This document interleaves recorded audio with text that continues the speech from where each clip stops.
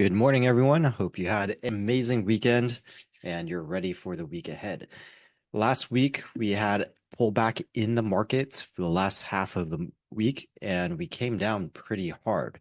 So, what we want to try to answer for today is whether this is going to continue or if we've pulled back enough for this market to move upwards. Now, a lot of people are going to make a big deal about the news that we got yesterday about Biden dropping out and the Democrats having to find a new nominee. But that was kind of already expected. People were talking about speculating that something like this might happen at least 1 to 2 months ago. And after the failed assassination attempt on Donald Trump, the the feeling was that we were moving in this direction where Biden would step down and be replaced. So this isn't super big news. This was something that was somewhat anticipated. So what is the impact going to be on the market really? Not that much. If Donald Trump nearly being assassinated didn't do anything to the markets, which it didn't. That was last weekend. So the market just kept doing what it was going to do. It's not like we gapped down after Donald Trump was the attempt failed on Donald Trump's life. The market just kept on doing whatever it was doing. And then now that we got the news over the weekend that Biden is no longer going to be running for president, well, how is that compared to an assassination attempt? It's like that's really not that big compared to assassination attempt. So I don't expect this news to really affect the markets at all. If anything, once again, news items tend to have an effect for 1 to 3 days. 1 to 3 days. Even 9/11 had on something on the scale of 9/11 only affected the markets for about a week or so. So remember, politics have no place in the markets. I know that sounds weird because people talk about politics all the time, geopolitical events, whatnot, and that seems to have an effect on the market because in the news, they always try to tie an event in the market with some sort of news item. And one of the easy go-to sources is politics. So don't fall for it. The policies that come out of politics have a lasting effect on the markets. Politics themselves absolutely do not. Policies are a decision and a set of behaviors over a long period of time. So if the sitting president says, "Well, I'm going to cut taxes," and that's his policy, that has a lasting effect because it's not something that he does once. It's something that happens over many years, and it absolutely does have an effect on economy. If they say, "Hey, we're not going to do business with China," then that is a policy that happens over many years, and it absolutely has an effect on the economy and financial markets. So the politics don't matter. It's the policies that matter. And what policies are now in place because Biden is stepping down or at least not running for president? Nothing. No change. If anything, there would be speculation about a certain change in policies based on an expectation of the likelihood of one person or another becoming president. So, for example, Biden had this policy where, hey, we're not going to sell chips to China. Any chips related companies, you're going to have to scale back and be regulated on the chips that you can sell to China. Okay, well, that dampens the SMH sector. So that makes sense. So if we say, hey, now that Biden for sure isn't going to continue to be president after this term, then maybe some people feel that semiconductors could recover a little bit. Okay, I can see that, but then you have to weigh it against, well, who's going to replace Biden as the nominee, and then what are their chances against Trump, and then both that new nominee and Trump, what are their policies going to be? I don't really think it's going to be much different than what we had. Trump, even though he's very pro-business, he's also very pro-American business and not revealing American secrets to China. So I really don't think this is going to have a lasting effect. Some people might attribute right now in the pre-market, we can see that this is up a little bit. Let's just check on SMH. My feeling is that it's going to be SMH led. And I'll tell you why in just a moment. Yeah, pre-market, we're up here at 252.35. So pretty much where this purple line is. So is this a reaction to Biden stepping down? A lot of people will say yes. And my answer is no, no, no, no, no, no, no. This is just natural market movement. Why do I say that? Because if this market has come down enough and it bounces, why did the market go up before the pullback? Why did the market pull back? Well, before the whole entire market was led by SMH, was by semiconductor stocks, especially Nvidia. And then we pulled back because it was time for a pullback. And then so what happened was money was started to leave technology, especially semiconductors, and then blue chip stocks started to go up. And now if we're going to bounce from here, what's going to bounce? It's going to be the semiconductors. It's whatever led us and then led us down. It's going to be the thing that leads us back up. So all of this is 100% normal market movement. And don't try to tie it to politics. Don't try to tie it to news over the weekend. Don't try to tie it to Biden or Trump or whatever. This is absolutely normal market movement. And there's no guarantee that we're bouncing from here. From what I see, we're just recovering up into that MA50 right now. And that's heavy resistance. And there's a purple line here for a reason. And it's not coincidence that we're bouncing just barely above the purple line. If this was weird outside news, unexpected news, then I would not be able to predict levels of where it's going to bounce to. That I wouldn't say this is an important level, it's going to stop here, or this is going to be an important level. It would just shoot right through it into some level that I couldn't easily draw on the chart. So don't buy into news, don't buy into analysts, don't buy into people tying things to politics. Everything about this market is moving in rhythm and moving in its natural pace. Otherwise, we wouldn't be able to do things like this. Oh, they're just going right up into to MA50 and this purple line. Okay, we'll see what it does from there after today. But so far, everything is normal. After a huge downward movement, remember, after this movement, we said, hey, we might chop sideways. And Friday, I said, okay, well, more likely to chop sideways, but if we move in a direction, we're going to move down. That's what I said about the overall markets. But we moved down. So we've had a huge movement down, another huge movement down, a continuation down through support into a new area of support. And what is natural after that? After a huge movement, a pause is normal. After a huge movement, a 2-day pause right here. Okay. After a huge movement, a 3-day pause right here. After a huge movement, a 4 or 5-day pause right here. After a huge movement, a small pullback right here. After a huge movement, a small pullback, but really, if I look at the range of this bar, it's a sideways movement. So, huge movement, slight pullback or sideways movement, 100% normal. So don't let anyone deceive you into saying, oh my God, we're bouncing from here. Oh my God, Biden, whatever. It doesn't matter. Everything is moving in perfect rhythm. So you see how this recovery right here is just above the EMA 20 and the open of the previous bar. Everything is in rhythm. It's not some random shot in the dark. It's not some random shot way up here in the middle of the lines that I drew. And it's not a random movement way downward, some random place that we've never talked about before.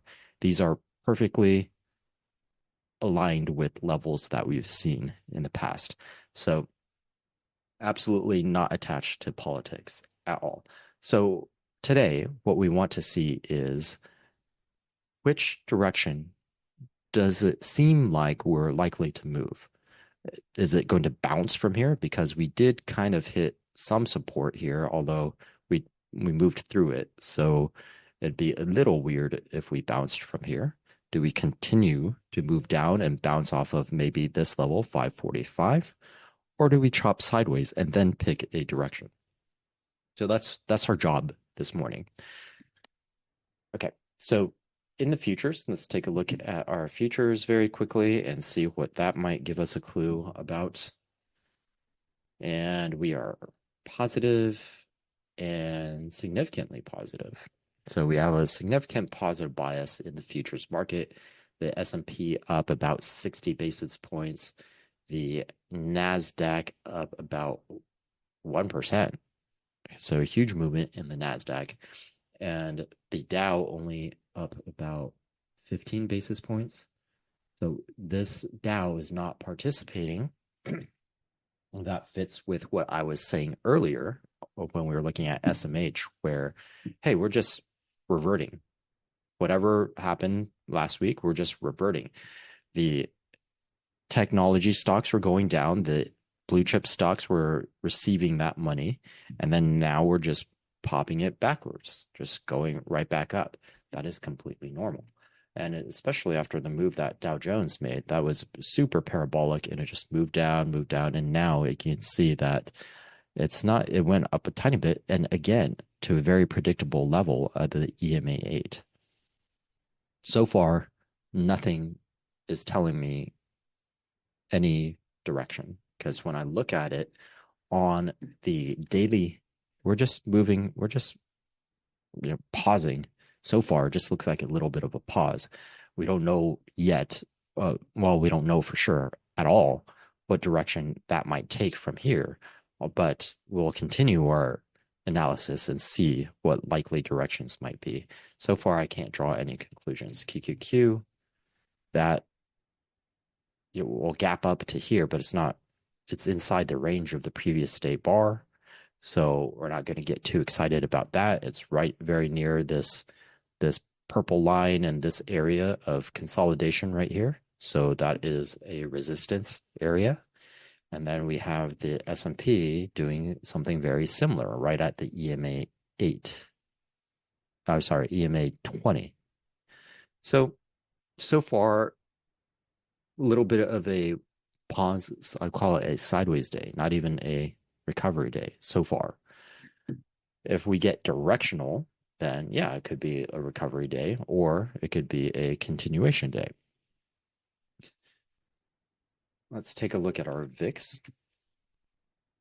Our VIX is pulling back a little bit, but again, not that much. Not that much. This is, well, I don't know about this crazy low that we had on the VIX, but we went from 16.5 on the close to 16.12.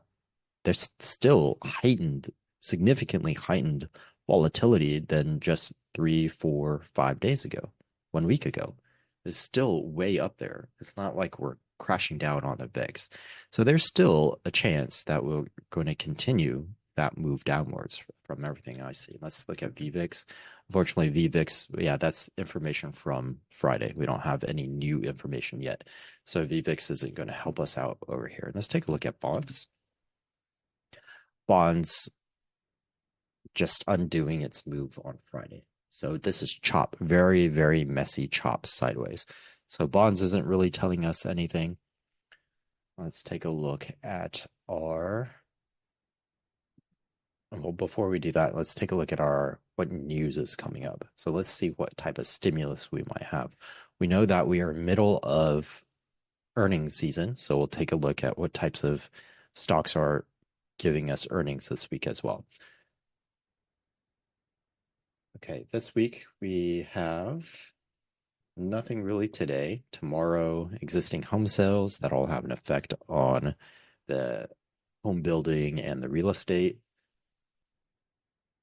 Wednesday, new home sales, same thing. And then Thursday, durable goods, GDP. Thursday is going to be really big. Durable goods, GDP, jobless claims is becoming more important, and then personal income on outlays. Okay, so we're heavy on news the later half of this week. The first half of this week, we're not really getting any stimulus. So we might get a little bit of volatility from people getting excited about the news we had over the weekend with Biden. Once again, we're not going to get excited about it, and it's not really going to move markets or change market direction. It's just that people buy into the news and they think that it is related. And so we might see a little bit of volatility because of that. Not really directionality. Any directionality that we get in the early half of this week, it will not be because of news. It'll just be because that's the way that the market is moving. So let's take a look at, we're not going to expect the news to really move the markets. So no real catalyst here until Thursday. And so let's take a look at our earnings this week. And wow, a lot. Google, Tesla, Visa, AbbVie, Coca-Cola, AstraZeneca, SAP, all of these are huge. I think this one's Toyota. Nope, Thermo Fisher. That's big one. Texas Instruments, chips stock. So we got DR, no, I don't know what that one is. GE, IBM, all of these, pretty much everyone that we've seen so far except for DHR are big. They're big. Well, actually, DHR is big too on market cap.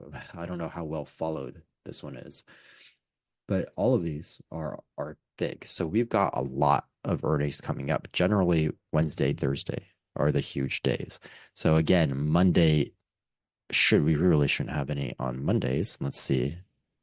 The earliest one is July 22nd before market. We did have some, but these are all tiny stocks. Oh, Verizon, except for Verizon. But Verizon's not going to be a market moving stock. And then we've got ARE. That'll be important for the real estate market after market today. So we might have a little bit of stimulus from earnings over today and tomorrow.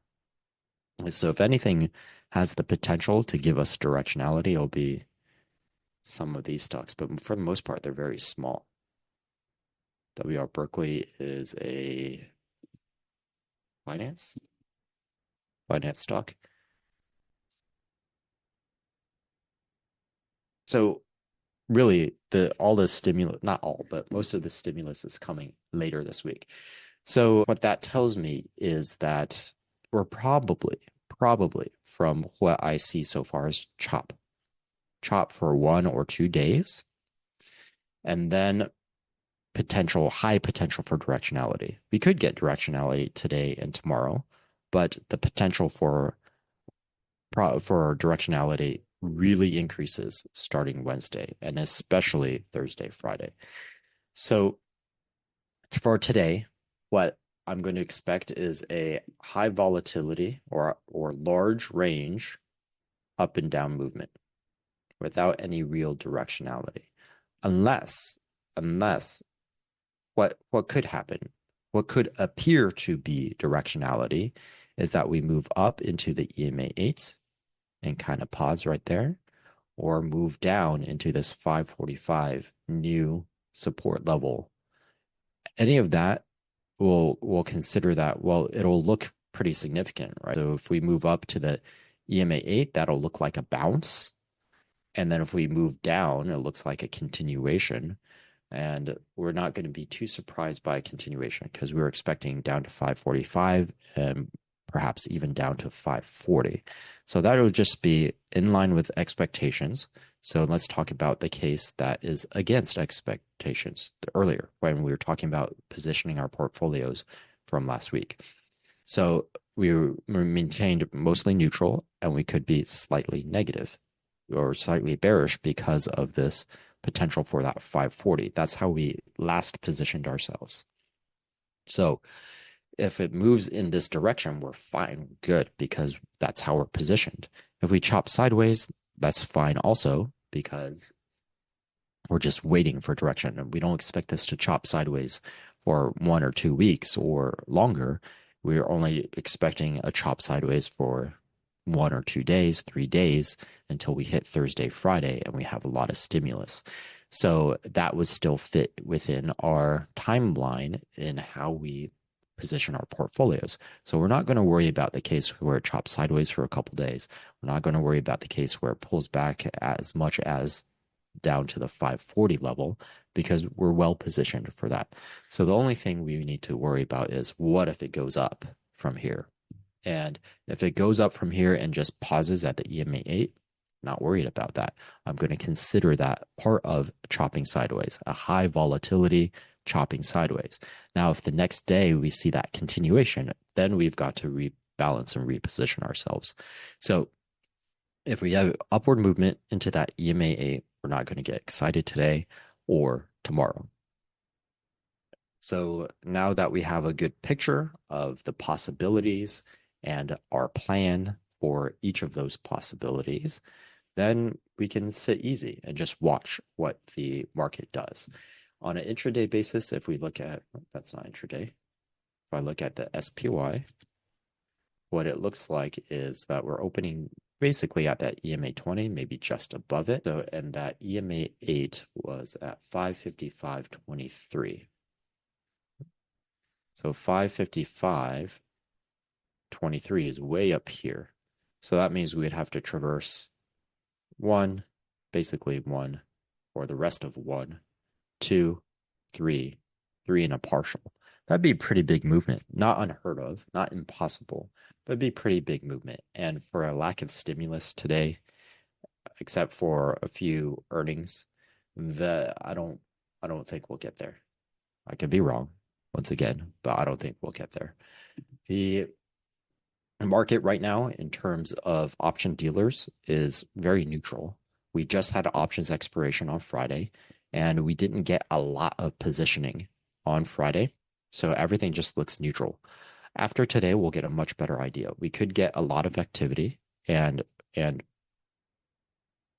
institutions positioning themselves today, and that'll give us a much better idea. So for example, if we do come up and hit that EMA 20, then what we'll see is which sectors and which stocks did institutions reposition themselves that drove everything upwards. And then we'll have a good idea. It's like, okay, well, now we're much closer to potentially being wrong and this actually bouncing upwards.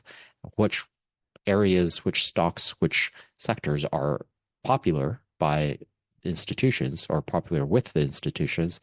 And then we can start allocating, like rebalance our portfolio back to neutral. And by going long one of those sectors or one of those stocks. And then we're back to neutral. And if it continues moving upwards, then we can start leaning positive. We can start leaning bullish once again. So remember, I want to be responsive to what the market is doing and to what the large institutions are doing. I don't want to be predictive. For me to say, hey, this is going to bounce, that would be highly predictive. For me to say that it's for sure going to continue, that would be predictive, but I'm already positioned that way, so I don't need to predict that that's going to happen. So I can just sit comfortably. So that for me, that's not prediction because I'm already positioned that way. It's just sit and wait and see what happens, and it happens to go my way. So, and if it goes sideways for a couple of days, then I'm already positioned that way also. So we're not trying to predict whether or not this is a bounce. We want to see if it becomes a bounce or if it becomes a continuation. So I think we have a clear picture of what's going on. We talked about news, not buying into the news, what's actually moving and driving the market, the direction that it's leaning towards, and the signs that we're going to look for that we're either already well positioned or that we're poorly positioned for what's happening in the markets and that we need to change. Now, remember, just notice, I didn't say whether we're right or we're wrong. It doesn't matter if we're right or wrong. It just matters how are we positioned relative to the direction of the markets. So we're well positioned for a continued downward movement. We're well positioned for a chop sideways for a couple of days, not well positioned if we chop for weeks, but we're well positioned if it just chops for Monday, Tuesday, Wednesday. And then if we move up beyond that EMA 8, or we just stop at the EMA 8 and we see that institutions are allocating a lot of calls, then we need to reposition. And now we have our plan. So for today, we're just going to watch and see what happens, see if we move up, down, or sideways, and then we'll be able to formulate what we're going to do next in the afternoon session. Have a wonderful rest of your day, and I will see you in the post market.